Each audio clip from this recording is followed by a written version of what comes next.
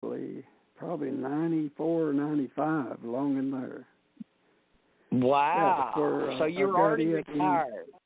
Yeah, long in there is where I started doing it, and then I would try to do some drag and drop and put some little sites together, and I built a few sites for people.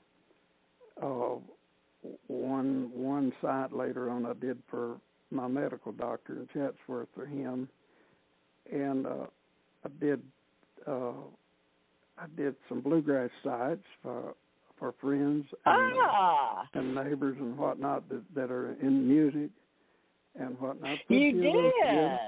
Yeah, stuff like that. In Georgia? Yeah. So you helped the bluegrass community in Georgia?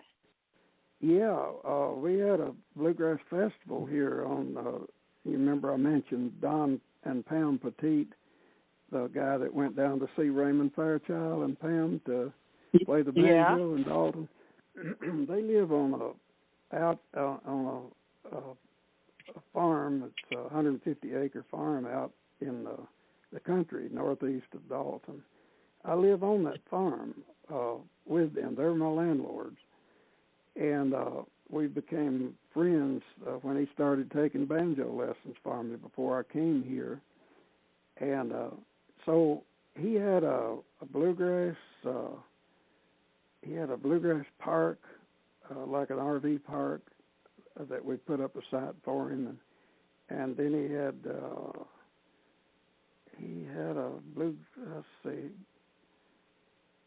petite. I'm trying to think what it. Bluegrass festival. He had a festival. He ran 3 years here. We'd have bluegrass pickers come in here, and I'd help him some with that, on the administrative side of it, and whatnot. Yeah. So picked up some experience there. And he had wow. He had him a little I'm cabin. impressed.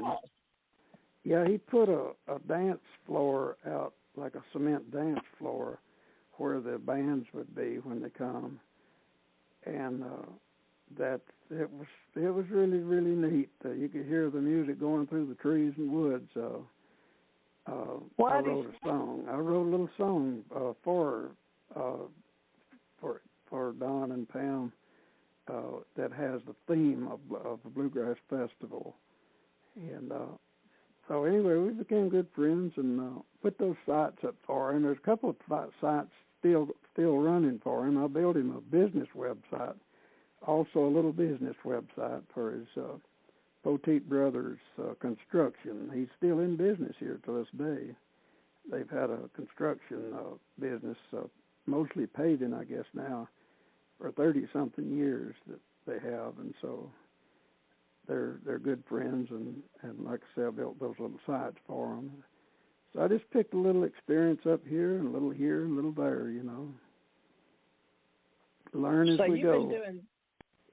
That's amazing that you're so talented and you're so, multitasking along the way. So you never stopped using that brain of yours, And I'm impressed that you got involved with computers, because you'd already retired from the Navy, right?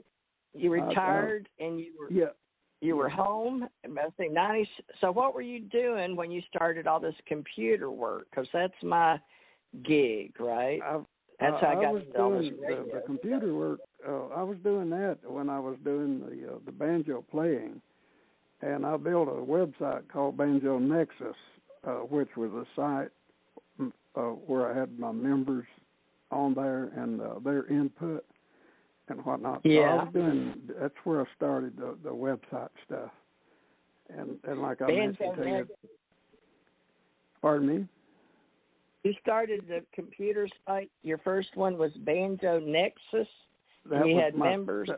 That was my what I call my business for teaching banjo and guitar, and so that was the website that I put up. The name of the domain was banjonexus.com. Nice. How far is Dalton from Richard?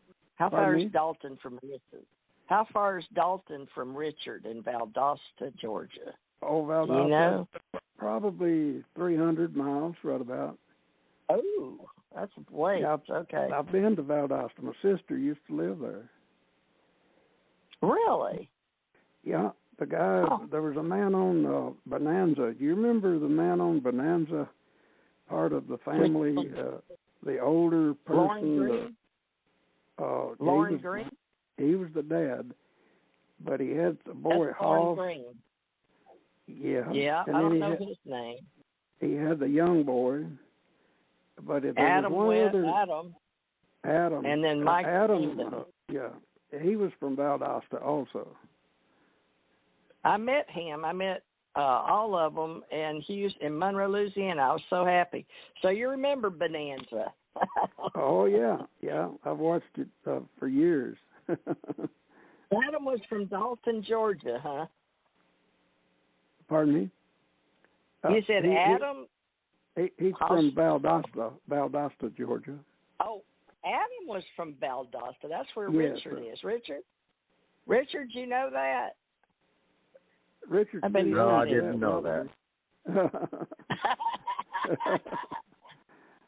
How about that? You know what we're talking about, Richard? Are you too young? Richard's my age, about 5 years younger. I know all about Bonanza. Come on now. Oh my. Yeah, that's the one where the aliens, decided to take over a ranch and they shot down all these people and they became the Cartwrights, right? Is that the one? Oh my goodness. Aliens and Cowboys. That was that movie. Aliens and Cowboys. Well, Richard, you want to, I don't know how much time we got, Richard. Are we about out of time already? Yeah, we got about 6 minutes. Oh, my Maybe gosh. 8. I told you it'd go by fast, didn't I? It goes by fast. Lord of mercy. Well, I guess you'll have to come back Sunday. Now, Richard and I like to do spiritual stuff, but we may get into all the different languages of spirit that you've worked with. Richard, tell us about Sunday. What have you got planned? That's our Sunday go to meeting, but for him, we'll get into that because he does Friday sundown to Saturday sundown, but Sunday is his first day of the week. So, but we can get into that, Richard. You know how different world religions and think different ways. We'll discuss this. We'll discuss this by phone rather than doing this on live on the air. But we only got a few minutes, so I was going to plug Sunday, which is Friday, Saturday, Sunday. That's our spiritual day where we basically hold our spiritual meetings where we discuss everything that's spiritual, and that's a wide array of conversations and topics and everything else. So, I mean, everything from near-death experiences to out-of-body experiences to coming and going, spiritual experiences with angels, spiritual experiences with, divine beings, entities, all of these kind of things. And,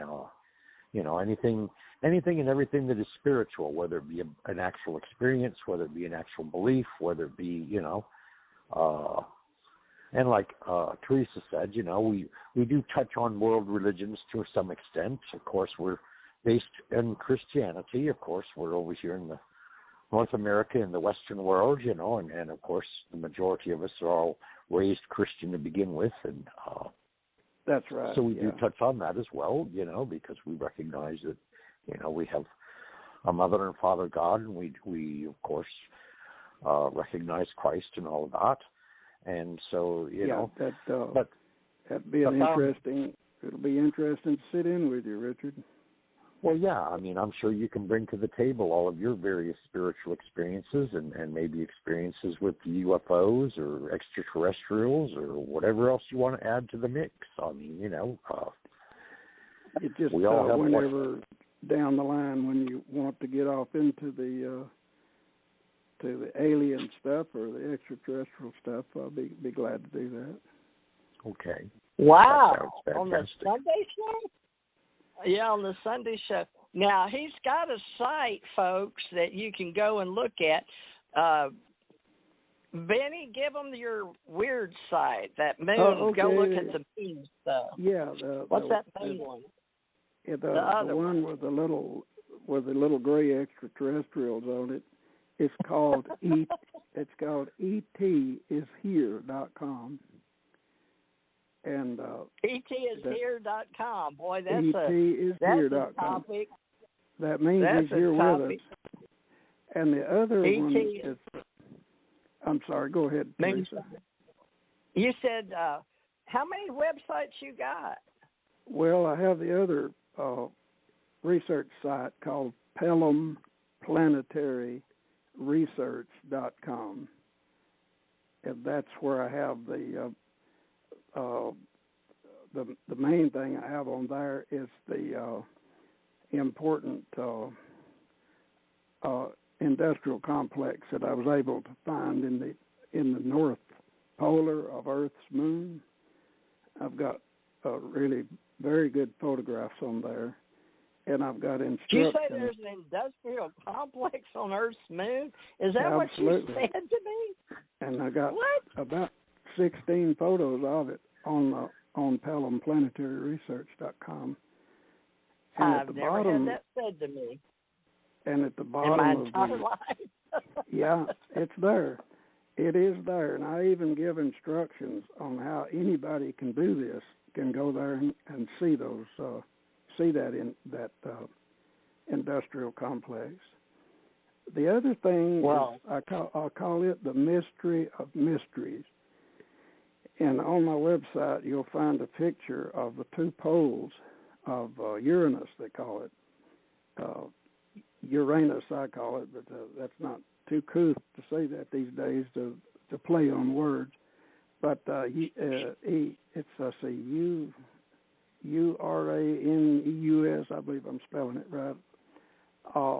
But anyway, it's on there, and on both poles of Uranus, there's a mechanism on there that looks like a big. It's almost like a front of a camera, like a camera's eye, or either like a huge combination lock that I was able to draw out using NASA photographs that are used in they have an application made by Microsoft. It's called WorldWideTelescope.com. And the globe they have in there and the image they used, I took that image in my experience working with the images and was able to draw out what was really on those poles. So that planet, it's a giant gas planet. It must be a machine of some sort to have that combination lock thing on both ends of it. And I'd leave it to others to say how old that place is, but if a person's looking for intelligent design, they need to check Uranus on my website there.